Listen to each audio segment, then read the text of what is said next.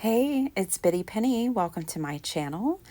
Today I am finishing by decorating the 5 flip-flop journals that I made in a live. So perhaps you caught that. I did a little more work just putting images on the cover and layering up the covers. And then here I have some of the little dresses from my friend Barbie. I have more of those cards that I had used when I made that journal for WJ. I printed up more of those. That's the beauty of a printable is, you can print more. So I had used up all the ones and given the extra to WJ. So I did have to go back to my printer and print more, but that was no problem. And so what I'm going to do in this video is I'm going to show you how I decorate one of them, just the different things that I do to finish off these little flip-flop journals. They measure 3 by 6 and they do have 2 covers, and I put 6 pages in each cover. So each journal has 12 pages, then those 12 pages have 4 sides. So it's got 48 pages of journaling space.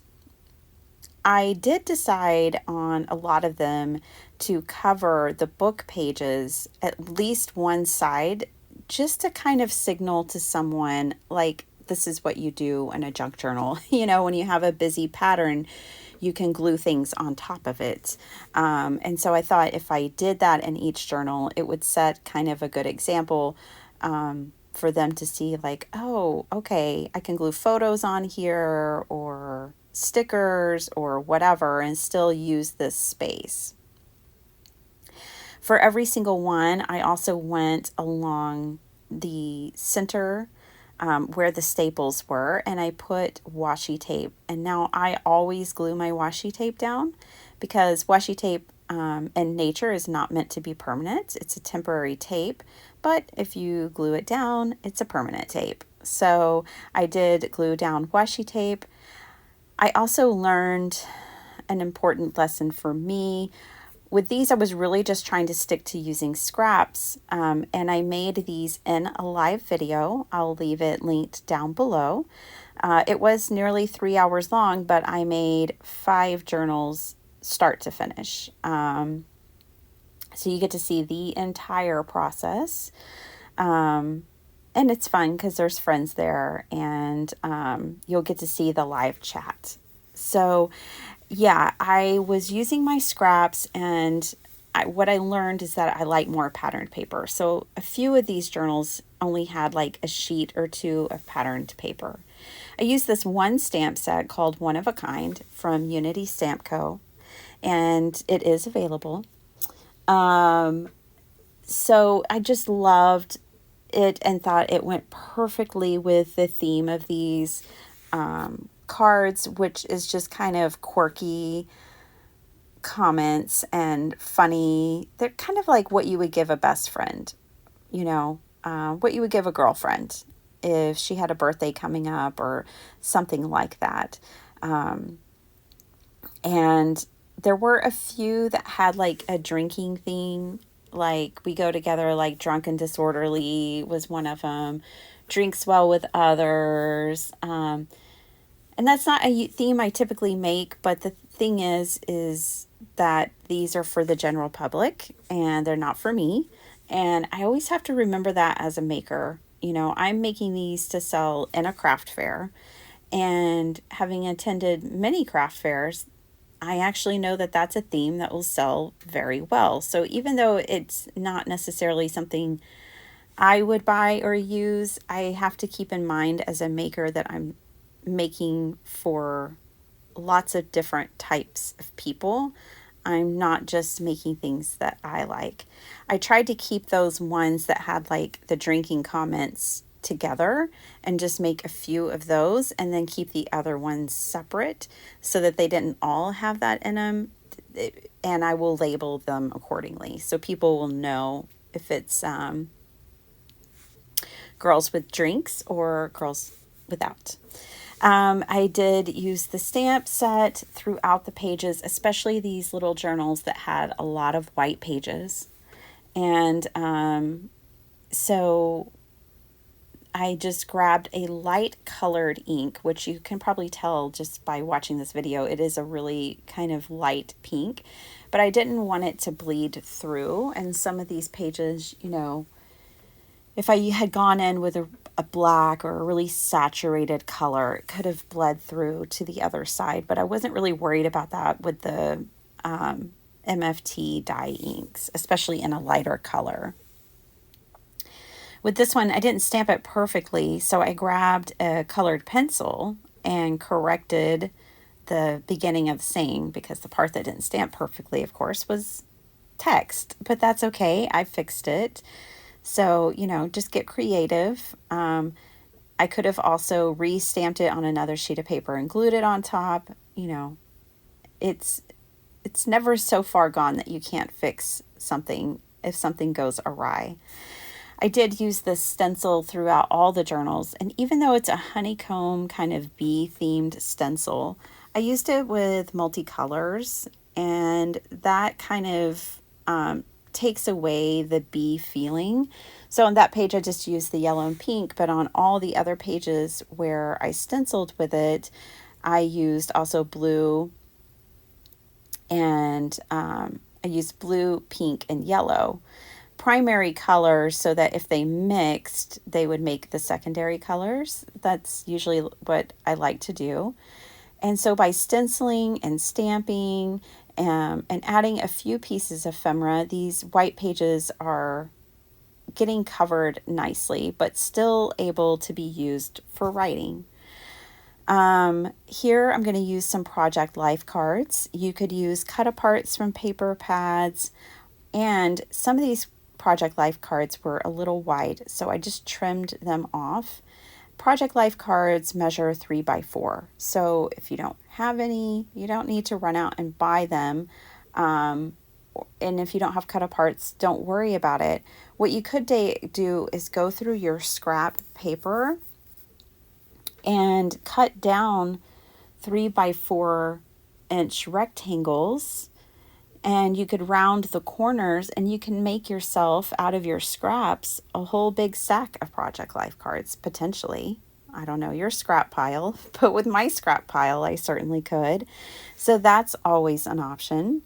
And this one I had to trim down because my page was a little more narrow. So I'm just rounding the corners with a corner rounder.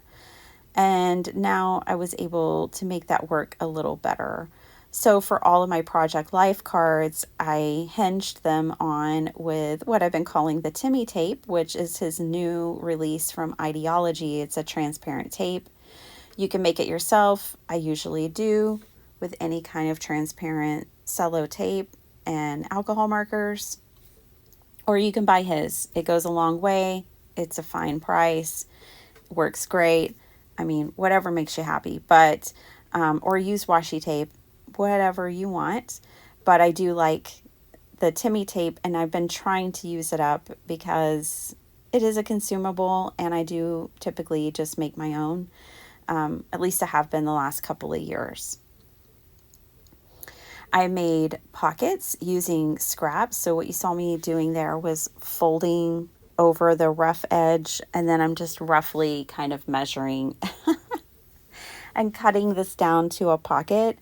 I do like every journal to at least have a pocket in each signature. So these little flip-flop journals have 2 signatures, and so I like at least one pocket in each one on each side. Another thing that I had to do was make sure I didn't have any duplicates between the little cards that I was putting in the journal and the cards that were on the front of the journal.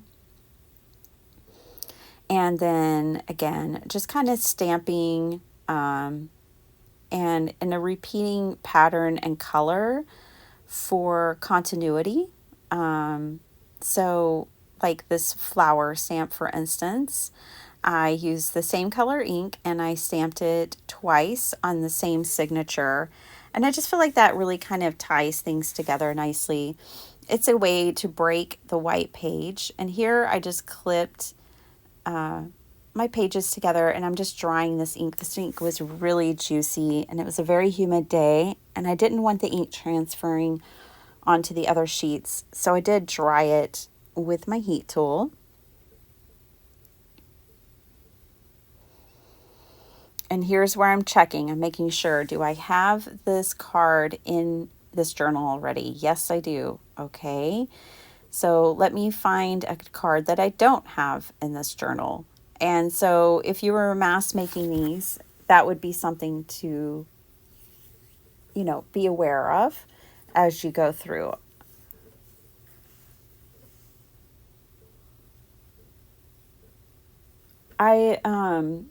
In my live video, I was talking about how, I'd probably price these like $6 to $10 or whatever, but I went on to spend quite a bit more time making them, and I decided I would probably actually price these for like 15 or 2 for 25. People usually like to see deals like that at a craft fair. And so if you price your things just slightly higher, then you can do a 2 for a reduced price. And I've found that that's always a successful tactic when pricing at craft fairs. So for me, I'd probably price them at 15 and have also 2 for 25. And because typically people would be like, oh, my daughter and my best friend, or my 2 best friends, or my 2 daughters. Like somehow that always works because they typically have more than one person in mind, or they get one for them and the one for their best friend. The 2 for really is a successful pricing strategy. If you're just starting in craft fairs or you're wanting to do one, consider that. Consider a slight markup, but then offering 2 at a reduced price. Yeah, I do it for almost everything on my table, if that tells you. The only thing I don't do it for are really custom or specialized projects that took longer. Those are just the price that they are. There's no discount. A journal that takes a really long time to make that has a lot of detail, for instance. But my cards, my smaller journals, my notebooks, different things like that, I will always have that offer. So I really wanted to come back and show you how I decorated these journals. During my live, I wasn't sure what kind of theme I wanted to do, and I was so grateful that I paused and didn't go too far with decorating or anything, because when I had stepped away, took time, came back later, this was definitely the theme to tackle it with. I love these little library cards, and so I'm pulling those in, and I have this date stamp in my stash, so I'm just randomly stamping these. And it is best when you're mass making to do things like this. So I'm changing the date, and now I'm going to stamp it on all of the cards that I want to put in. And so this is the quickest, easiest way versus making these one by one. So, I went in and stamped them all with the dates, and then I'm going in, I'm writing the title, the author, and making all of them in a flash. And these are just going to be tucked into the journals. They're not necessarily a bookmark. They are kind of like a place marker. I guess they could be used as one.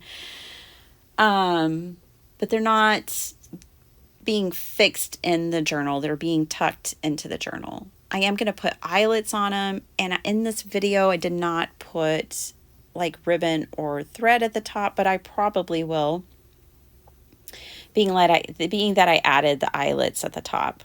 I will come back at a later date and add some ribbon at the top of these.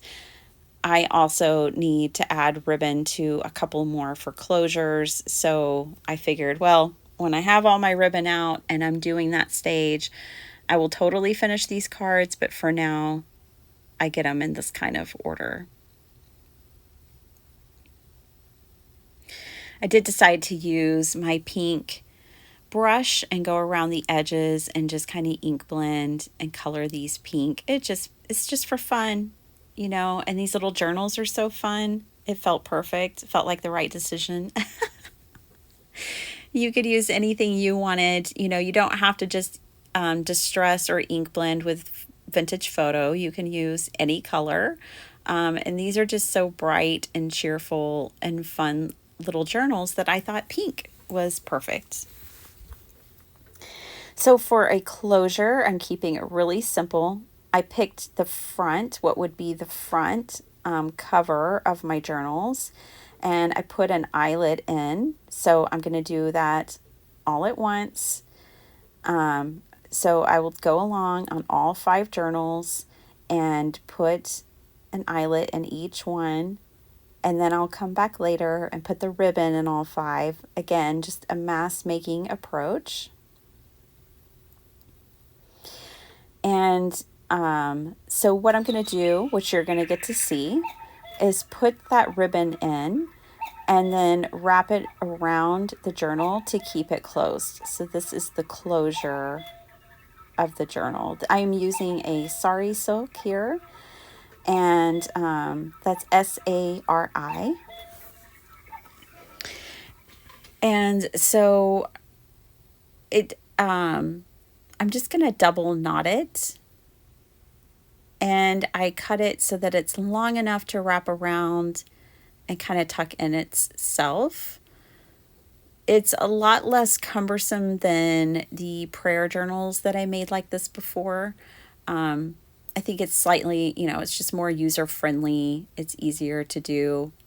And it will keep these little flip-flop journals closed, which is nice. You do, I think they need closure since they are double-sided and flip-flop. So here are my journals. I'm not going to show you every single one, but I did certainly have fun. I did put a girl in sunglasses on one cover, and then on the other cover, I would put the ladies with the snarky sentiments. So every single one of them is like that. But then when I was putting the eyelets in, I kind of just chose which ones would have the sunglasses on the front and which ones would have the snarky sentiments on the front. This one was a different color palette than all the others. I just so happened when I was grabbing my scraps to find those 2 sheets of 6x6, which is how I made these covers.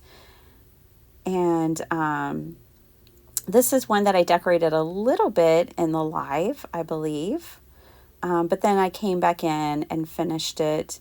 I put belly bands, flips, pockets. So these do have a lot of the junk journaling, like the typical junk journal flair to them as far as like features. But they're simple, they're fun. This is such a quirky theme. It's really fun to pick a theme. I can't wait to reveal to y'all the next batch because I am doing a craft fair in my area, and I'm super excited. And even though I have boxes and boxes of things made, if you're just joining my channel, well, welcome for one. But 2, last year in 2023, I made craft fair items all year long. And I have boxes and boxes of things made ready to go with me to the craft fair. So that's really exciting. And I still want to make more. So we will come back and we will make more. That's what we do around here. I have a couple of themes that I want to make that I think will be hot sellers, especially this year. And so I will be back and working on that with all of you, of course. I hope you enjoyed this. If you want to know how to make this, I have the live video where I made all of it live. I also have another shorter tutorial video that's much like this one, where I made flip-flop journals out of 6x6 paper. So there's a few options for you. Thanks so much for spending your time here with me today. You know, these are very approachable. These especially because I use just a regular stapler to bind these. So, you know, you don't have to worry about sewing or stitching. They come together so quickly. In that live video, I made 5 of these all at once in under 3 hours. And that was absolutely every step. That was me grabbing my box of scraps and starting from ground zero. So definitely watch that if you're wanting more instruction. All right. Thanks so much. I'll see you next time. Bye.